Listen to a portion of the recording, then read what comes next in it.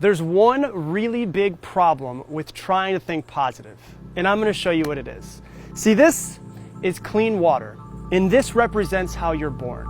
Perfect, no flaws, a clean slate. But then life happens. We're told how we have to fit in. We're told what we're supposed to do, what's not acceptable, what society wants. Some people get told that they're stupid. They get told that they're fat. They get told that they're not enough. We have some failed relationships. We go on Instagram and we compare ourselves with other people. We see the advertisements and realize that we're not as good as the photoshopped photos. And what happens?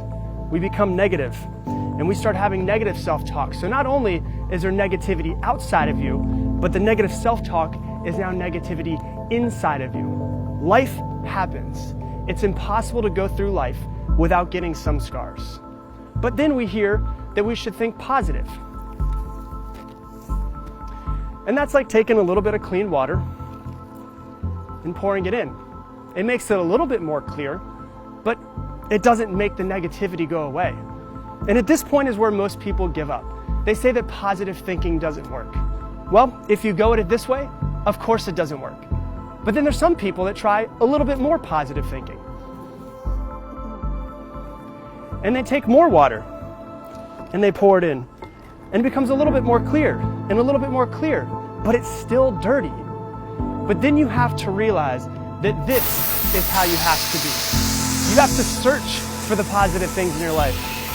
You have to find the things to be grateful for, the things to be happy about. You have to be intentional about creating positive relationships and an environment in your life that's positive. Because thinking positive isn't something that you do sometimes.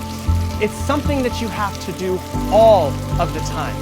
You have to be proactive about it. You have to realize that the world is inherently negative, and you have to be intentional every day about filling yourself with positivity.